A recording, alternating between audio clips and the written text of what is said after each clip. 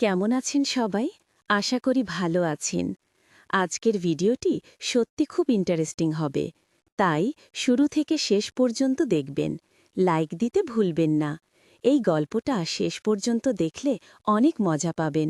চলুন আর দেরি না করে ভিডিও শুরু করি। আমার নাম তৃষা, 18 বছর বয়স, কলেজে পড়ি।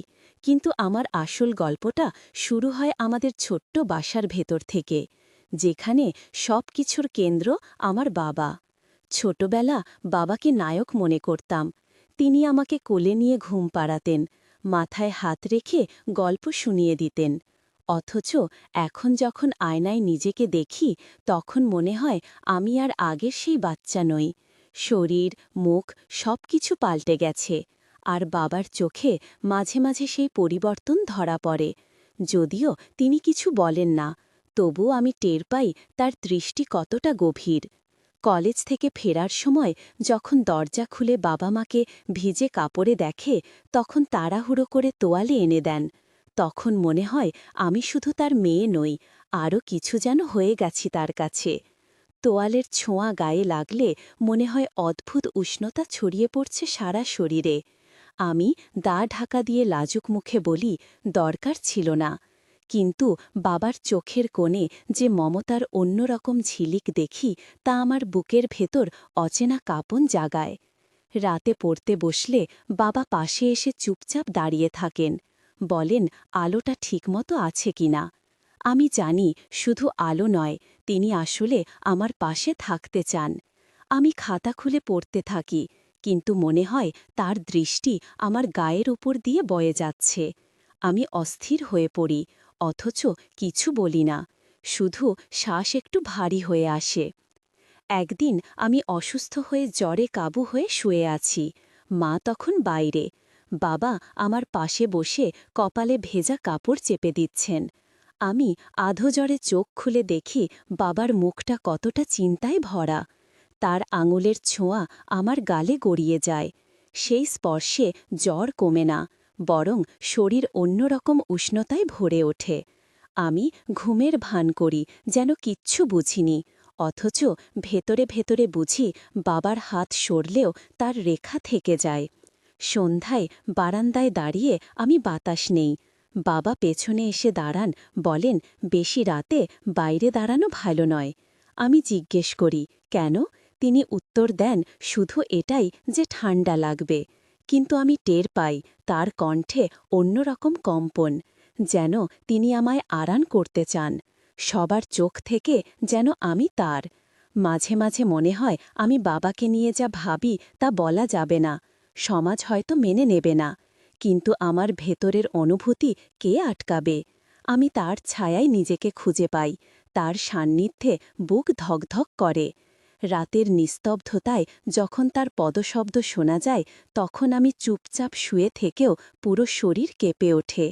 আমি বুঝতে পারি এই টার্ন শুধু বাবার মেয়ে হওয়ার নয়, এর ভেতরে এমন কিছু আছে যেটা আমি উচ্চারণ করতে ভয় পাই। তবু প্রতিদিন সেই আবেশে আমি ডুবে যাই, নিজেকে আটকাতে পারি না। আর বাবার চোখের ভেতরেও যেন আমি একই রকম কিছু খুঁজে পাই, যেটা আমরা দুজনেই ভাষায় বলি না, কিন্তু নীরবে অনুভব করি। সেই রাতে আমি বিছানায় শুয়েছিলাম, অথচ ঘুম আসছিল না। বারবার মনে হচ্ছিল বাবার চোখের দৃষ্টি যেন আমার বুকের ভেতর গেঁথে আছে। আমি চাদর মুড়িয়ে শুয়ে থেকেও শুনতে পাচ্ছিলাম বাবার ঘরে আলো নিভল কি নিভল না, তার পদশব্দ করিডর দিয়ে ভেসে এলে আমার বুক কেঁপে উঠছিল।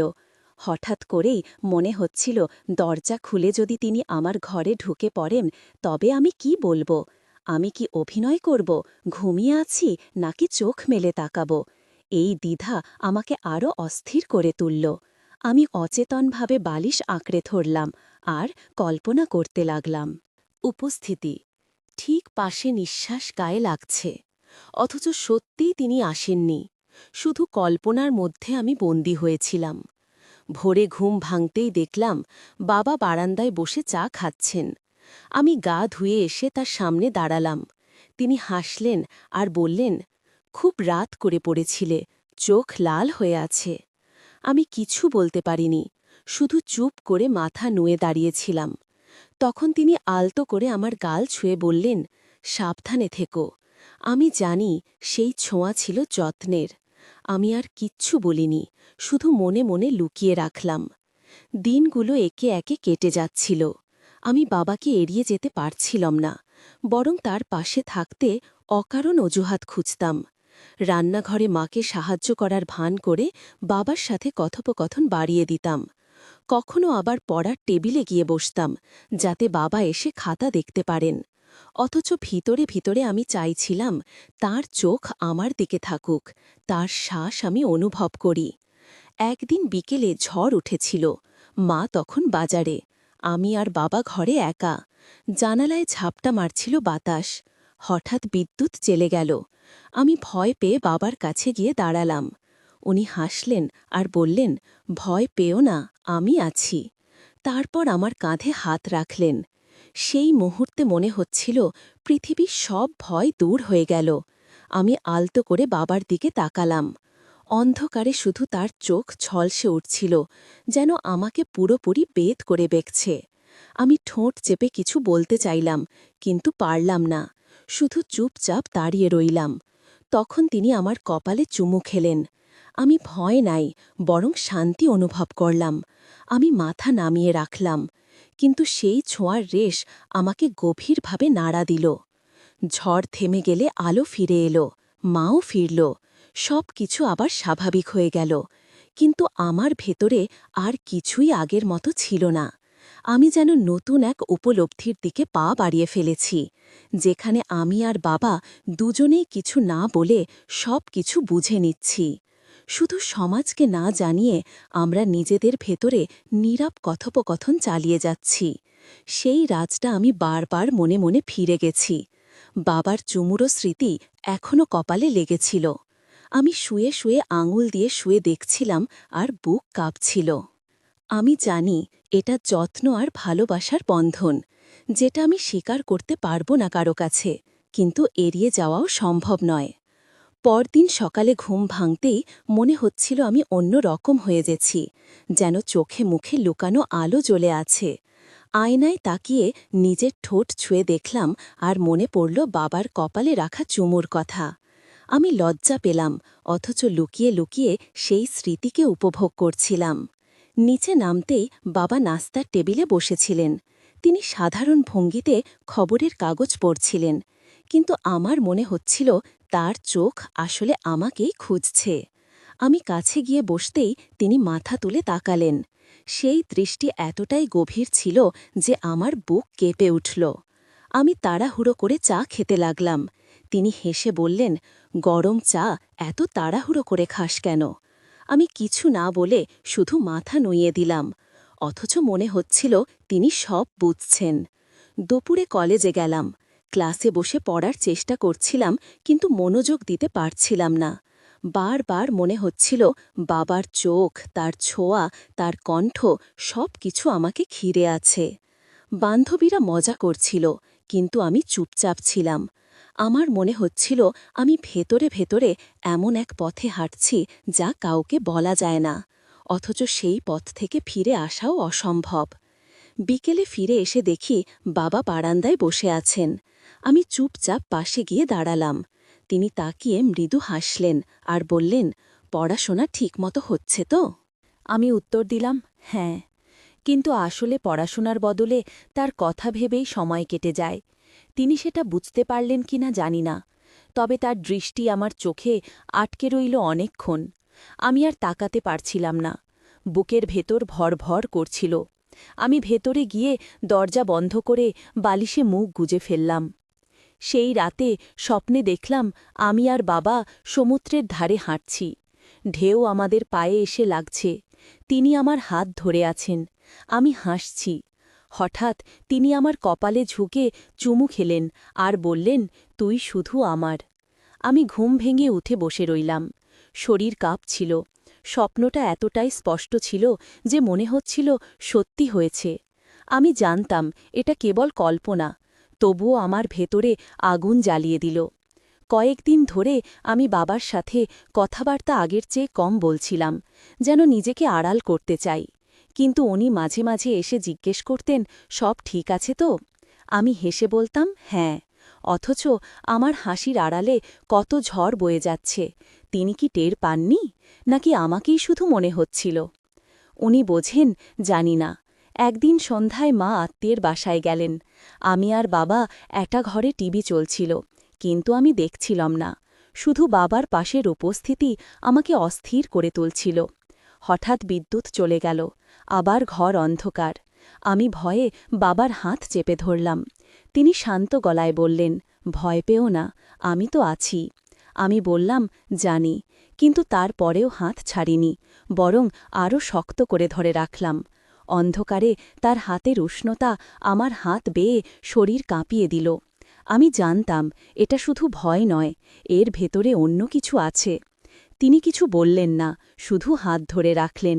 পিছনে বিদ্যুৎ ফিরে এলে আমরা চুপচাপ হয়ে গেলাম, যেন কিছু হয়নি। অথচ আমি জানতাম সেই মুহূর্ত আর সাধারণ ছিল না।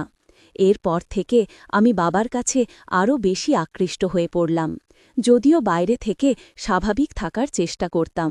কলেজে গেলে সহপাঠীরা প্রেম নিয়ে কথা বলতো, কারোর বয়ফ্রেন্ডদের গল্প শুনতাম, হাসতামও কখনো কখনো, কিন্তু ভেতরে ভেতরে জানতাম আমার হৃদয়ে জায়গা শুধু বাবার জন্য। আমি কারো সাথে তুলনা করতে পারতাম না তাকে।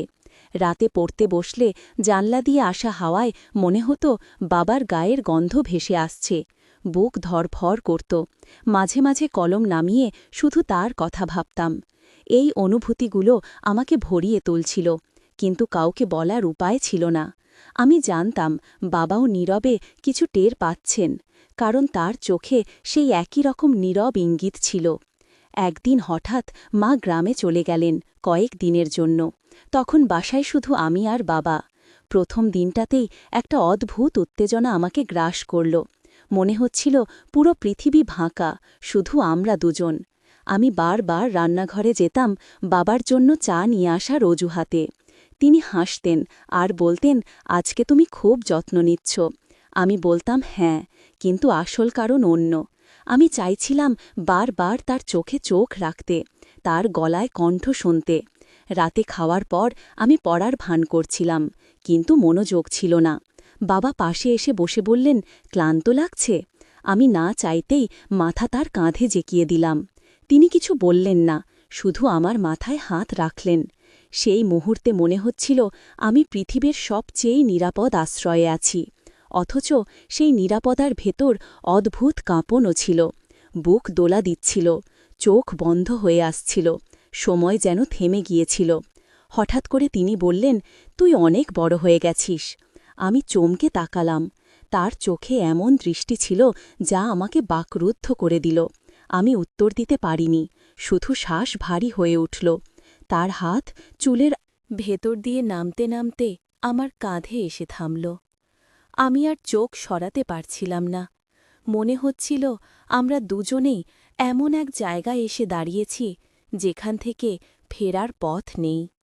পরদিন সকালে মা ফোন করলেন। আমি বাবার কাছে ফোনে গিয়ে দিলাম। তিনি সাধারণভাবে কথা বললেন। আমি পাশে দাঁড়িয়েছিলাম, কিন্তু ভেতরে ভেতরে টের পাচ্ছিলাম আমি আর বাবা আগের জায়গায় নেই। আমাদের ভেতরে নতুন এক গোপন সেতু তৈরি হয়ে গেছে, যেটা কেবল আমরা দুজনেই জানি। বিকেলে আমি বই হাতে নিয়ে বারান্দায় বসেছিলাম। বাবা এসে পাশে দাঁড়ালেন। আমি বইয়ের ভেতর চোখ রেখেও পড়তে পারছিলাম না, শুধু অনুভব করছিলাম তার নিঃশ্বাস আমার গালে লাগছে। আমি একটু সরলাম, কিন্তু আবার কাছে চলে এলাম। পড়লাম, যেন দূরে থাকতে পারছিলাম না। তিনি কিছু বললেন না, কিন্তু চুপচাপ দাঁড়িয়ে রইলেন। আমি জানতাম সেই নীরবতা কথার চেয়েও বেশি গভীর। দিনগুলো এগিয়ে যাচ্ছিল, আর আমি বুঝতে পারছিলাম বাবার সাথে আমার নীরব টান আরও ঘনীভূত হচ্ছে। কলেজে গিয়ে বই খুললেও মাথার ভেতর ঘুরত বাবার মুখ, তার কণ্ঠ, তার যত্ন। আমি বান্ধবীদের সাথে গল্প করতাম, কিন্তু হাসির আড়ালেই বুকের ভেতর লুকিয়ে থাকত কেবল তার নাম। একদিন ক্লাস শেষে বাড়ি ফিরতে দেরি হয়ে গেল। আকাশ কালো করে এলো। হঠাৎ বৃষ্টি শুরু হল। আমি ভিজে বাসায় ফিরলাম। দরজা খোলার সঙ্গে সঙ্গে বাবা উদ্বিগ্ন হয়ে দাঁড়িয়ে গেলেন। তিনি তাড়াহুড়ো করে তোয়ালে দিলেন। আমি ভিজে গায়ের কাপড় চেপে ধরছিলাম।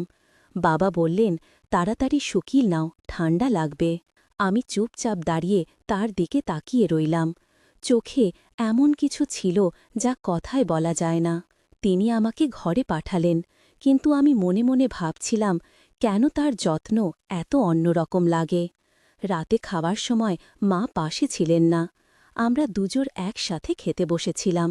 আমি হাতের ভাত নেড়ে চুপচাপ বসেছিলাম। বাবা হেসে বললেন, আজ এত চুপচাপ কেন? আমি বললাম, কিছু না, কিন্তু আসলে আমার ভেতরে চলছিল এক অদ্ভুত কাঁপন। তার চোখ আমার মুখে আটকে ছিল। আমি শ্বাস নিতে কষ্ট পাচ্ছিলাম, অথচ কোনোভাবেই সেই মুহূর্ত থেকে পালাতে চাইছিলাম না। খাওয়া শেষে আমি বই হাতে নিলাম। বাবা পাশ থেকে বললেন, বেশি চাপ নিও না, চোখ লাল হয়ে যাচ্ছে। আমি বললাম, ঠিক আছে, কিন্তু বইয়ের অক্ষরগুলো তখন ঝাপসা হয়ে যাচ্ছিল। মাথার ভেতর শুধু তার কন্ধ প্রতিধ্বনি হচ্ছিল। হঠাৎ তিনি আমার পাশে এসে দাঁড়ালেন। তার ছায়া বইয়ের ওপর পড়ল। আমি মাথা তুলে তাকালাম। চোখে চোখ পড়তেই চারপাশ যেন থেমে গেল। আমি কিছু বলতে পারলাম না। তিনি নিঃশব্দে আমার খাতা উল্টে দিলেন। তারপর আলতো করে আমার মাথায় হাত রাখলেন। আমি চোখ বন্ধ করলাম। বুক কেঁপে উঠল। মনে হচ্ছিল সেই স্পর্শ আমাকে ভেতর থেকে ভরে তুলছে। পরদিন সকালে আমি ইচ্ছে করে রান্নাঘরে বাবার জন্য চা বানাতে গেলাম। কাপ হাতে নিয়ে তার কাছে গেলাম। তিনি হাসলেন আর বললেন, আজকে তো খুব যত্ন নিচ্ছ।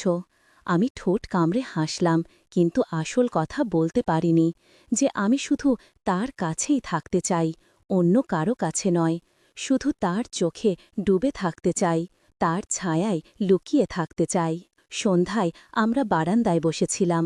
হাওয়ায় চুল এলোমেলো হচ্ছিল। বাবা আলতো করে চুল সরিয়ে দিলেন।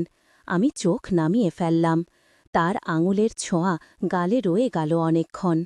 আমি জানতাম এটা শুধুই যত্ন নয়, এর ভেতরে আরও কিছু আছে যা আমরা কেউ উচ্চারণ করছি না, তবু প্রতিটি মুহূর্ত তা আমাদের চারপাশে ছড়িয়ে আছে। শেষ কয়েক সপ্তাহে আমি অনুভব করছিলাম যে আমার এবং বাবার মধ্যে সম্পর্ক বদলে গেছে। প্রতিদিনের শুরুতেই তার দিকে তাকানো, আর প্রতিদিন রাতের শেষের আগে তার কথা ভাবতে ভাবতেই সময় কেটে যাচ্ছে। কলেজ থেকে ফিরে আমি দরজা খোলার সঙ্গে সঙ্গে জানতাম বাবার দৃষ্টি আমার দিকে থাকবে। তিনি হেসে আমাকে স্বাগত জানাবেন। সেই হাসিতে সব ক্লান্তি দূর হয়ে যাবে। আমি জানি এটি শুধু মায়া নয়, এক গভীর অনুভূতি যা আমি ভেতরে ভেতরে স্বীকার করেছি। রাতের অন্ধকারে যখন শুয়ে থাকি, তখনও আমি তার কণ্ঠের মৃদু কম্পন, স্নেহের ছায়াকে কল্পনা করি। কখনো স্বপ্নে দেখিও আমি তার হাত ধরে হেঁটে যাচ্ছি, আর সমুদ্রের ঢেউ আমাদের পায়ে এসে লাগছে। আমি ঘুম ভাঙার পরে বুক ধড়ফড় অনুভব করি। মন ধীরে ধীরে শান্ত হয়, কিন্তু মনে হয় এখনও তিনি পাশে আছেন। একদিন মা বাসায় ছিলেন না। আমি রান্নাঘরে গিয়ে চা বানালাম। বাবা পাশ দিয়ে গিয়েই বললেন, সাবধানে নিও। কাপ হাতে তার দিকে তাকালাম। তিনি মাথা হেলালেন। চোখে যে মমতা আর ঝিলিক ছিল তা আমার সমস্ত মন ভরিয়ে দিল। আমি লজ্জা পেলাম, কিন্তু পালাতে পারলাম না, বরং আরও কাছে চলে এলাম। রাতের খাবারের পরে আমরা বারান্দায় বসেছিলাম। চুপচাপ হাওয়ায় চুল উঠছিল। বাবা হাতটা আমার কাঁধে রাখলেন। আমি শ্বাস বন্ধ হয়ে যাওয়া অনুভব করছিলাম। এমনকি শুধু তার উপস্থিতিই কেবল আমাকে পুরোপুরি নিজের মনে হচ্ছিল। রাতের নীরবতায় আমরা দুজনেই কোনো কথাই বলিনি, কিন্তু অন্তরের সব কথা অনুভূতি বিনিময় হয়ে গেছে। পরের দিন সকালে কলেজে যাবার আগে আমি জানালা দিয়ে তাকালাম। সূর্য উঠছে। হালকা বাতাসে মনে হল বাবার চোখে সেই একই নীরব দৃষ্টি ভেসে আসছে। আমি নিজেকে ধরে রাখতে পারি না। এমনটি কিছুক্ষণ দাঁড়িয়ে শুধু অনুভব করি। সব শব্দ অপ্রয়োজনীয়, কারণ যা আমাদের মধ্যে চলছে তা ভাষার বাইরের। শুধু চোখ আর নীরবতায় বোঝা যায়। মাসের পর মাস ধরে এই অনুভূতি ক্রমশ গভীর হচ্ছে। আমি জানি আমি বড় হয়ে গেছি। আমি জানি বাবার চোখেও কেবল মমতা নয়, এমন এক অদৃশ্য সম্পর্ক আছে যা আমি স্বীকার করি না কারো কাছে, শুধু আমাদের মধ্যে। আমরা দুজনেই জানি, আমরা দুজনেই নীরব। রাতের ঘুমের আগে আমি বিছানায় শুয়ে থাকি, হাত আলতো করে বালিশে রাখি, চোখ বন্ধ করি। মনে করি বাবার হাত ধীরে ধীরে আমার কপালে নামছে। স্বপ্নে আমরা হাঁটছি, কথা বলছি না, শুধুই দৃষ্টি আর নীরবতা আমাদের গল্প বলে। আমি বুঝি এটাই আমার পৃথিবীর সবচেয়ে নিরাপদ, সবচেয়ে গভীর সঙ্গ। কোনো শব্দের প্রয়োজন নেই, শুধু সেই নীরবতা, শুধু সেই আবেশ। একদিন কলেজে ফেরার পথে আমি হঠাৎ দেখি যে আমার অনুভূতি আর লুকিয়ে রাখা সম্ভব নয়। আমি স্বীকার করি নিজের ভেতরের সব অনুভূতি, কিন্তু জানি এটা সমাজের চোখে অন্যরকম। তাই শুধুই বাবার কাছে, শুধুই আমাদের অন্তরে নীরবতার মাধ্যমে আমরা একে অপরকে বুঝি। কোনো কথার প্রয়োজন নেই। আমি শিখেছি এই আবেশের মধ্যে আমার শান্তি, আমার আনন্দ, আমার পূর্ণতা। আর আমি জানি শেষ পর্যন্ত এই নীরবতা ও দৃষ্টি আমাদের গল্পের সবচেয়ে গভীর অধ্যায়। রাতের নিস্তব্ধতায় আমি শুয়ে থাকি, জানালা দিয়ে হালকা বাতাস ঢুকছে, বুক কেঁপে যাচ্ছে, ভেতরে ভেতরে হাসি। চোখ বন্ধ করে শ্বাস নিয়েছি, বুঝেছি যে আমার এবং বাবার সম্পর্ক কেবল মমতা নয়, এটি এমন এক নীরব আবেশ যা চিরকাল আমাদের অন্তরে লুকিয়ে থাকবে। এবং আমি শান্তি অনুভব করি, কারণ আমি জানি এই আবেশে আমার সবচেয়ে প্রিয় গল্প, আমার নিজের গল্প, যা শুধুই আমার, শুধুই বাবার, আমাদের নীরব গল্প। আমাদের সমাজে এ ধরনের ঘটনা অনেক ঘটে, তাই সব শেষে বলবো, আপনারা সবাই সচেতন থাকুন। এমন যদি সমস্যা হয় তাহলে ব্যবস্থা নিন। আজকের গল্প থেকে আমরা অনেক কিছু শিখতে পারলাম। এই ভিডিওটি সচেতনতার জন্য। আপনারা সবাই সচেতন থাকুন, সুস্থ থাকুন।